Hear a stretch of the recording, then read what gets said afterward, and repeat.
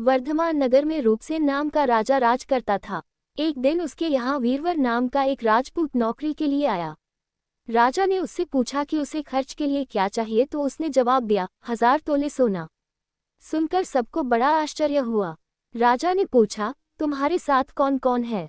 उसने जवाब दिया, मेरी स्त्री, बेटा और बेटी। राजा को और भी अचंभा हुआ, आखिर 4 जने इतने धन का क्या करेंगे? फिर भी उसने उसकी बात मान ली। उस दिन से वीरवर रोज 1000 तोले सोना भंडारी से लेकर अपने घर आता। उसमें से आधा ब्राह्मणों में बांट देता, बाकी के 2 हिस्से करके एक मेहमानों, वैरागियों और सन्यासियों को देता और दूसरे से भोजन बनवाकर पहले गरीबों को खिलाता, उसके बाद जो बचता उसे स्त्री बच्चों को खिलाता, आप खाता। काम ये था कि शाम होते ही ढाल तलवार लेकर राज के पलंग की चौकीदारी करता। राजा को जब कभी रात को जरूरत होती, वह हाजिर रहता। एक आधी रात के समय राजा को मरघट की ओर से किसी के रोने की आवाज आई। उसने वीरवर को पुकारा तो वह आ गया। राजा ने कहा, जाओ पता लगाकर आओ कि इतनी रात गई ये कौन रो रहा है और क्यों रो रहा है। वीरवर तत्काल वहां से चल दिया। मरघट में जाकर देखता क्या है कि सिर से पांव तक एक स्त्री गहनों से लदी कभी नाचती है, कभी कूदती है और सिर पीट पीट कर रोती है, लेकिन उसकी आंखों से एक बूंद आंसू की नहीं निकलती। वीरवर ने पूछा, तुम कौन हो, क्यों रोती हो? उसने कहा, मैं राजलक्ष्मी हूँ। रोती इसलिए हूँ कि राजा विक्रम के घर में खोटे काम होते हैं, इसलिए वहां दरिद्रता का डेरा पड़ने वाला है। मैं वहां से चली जाऊंगी और राजा दुखी होकर 1 महीने में मर जाएगा। सुनकर वीरवर ने पूछा, इससे बचने का कोई उपाय है? स्त्री बोली, हाँ है। यहाँ से पूरब में 1 योजन पर एक देवी का मंदिर है। अगर तुम उस देवी पर अपने बेटे का शीश चढ़ा दो तो विपदा टल सकती है। फिर राजा 100 बरस तक बेखट के राज करेगा। वीरवर घर आया और अपनी स्त्री को जगाकर सब हाल कहा।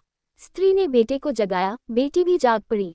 जब बालक ने बात सुनी तो वह खुश होकर बोला, आप मेरा शीश काट कर जरूर चढ़ा दें। एक तो आपकी आज्ञा, दूसरे स्वामी का काम, तीसरे ही देवता पर चढ़े, इससे बढ़कर बात और क्या होगी? आप जल्दी करें। वीरवर ने अपनी स्त्री से कहा, अब तुम बताओ।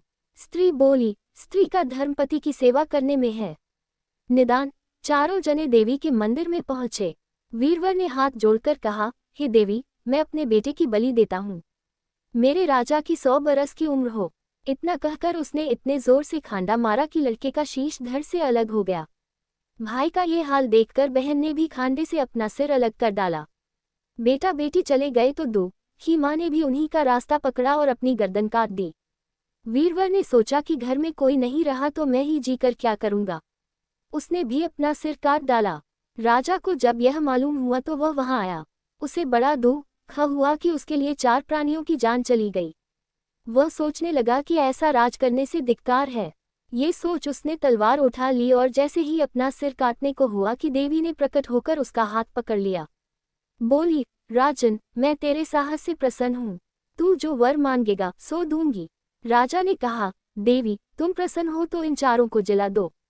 देवी ने अमृत छिड़ककर उन 4 को फिर से जिला दिया। इतना कहकर बेताल बोला, राजा बताओ, सबसे ज्यादा पुण्य किसका हुआ? राजा बोला, राजा का। बेताल ने पूछा, क्यों? राजा ने कहा, इसलिए कि स्वामी के लिए चाकर का प्राण देना धर्म है, लेकिन चाकर के लिए राजा का राजपाट को छोड़ जान को तिनके के समान समझकर देने को तैयार हो जाना बहुत बड़ी बात है। ये सुन बेताल गायब हो गया और पेड़ पर जा लटका। बेचारा राजा दौड़ा दौड़ा वहां पहुंचा और उसे फिर पकड़ कर लाया तो बेताल ने चौथी कहानी कही। यदि मेरी कहानी आप सभी लोगों को अच्छे लगे तो मेरे चैनल को लाइक सब्सक्राइब जरूर करें।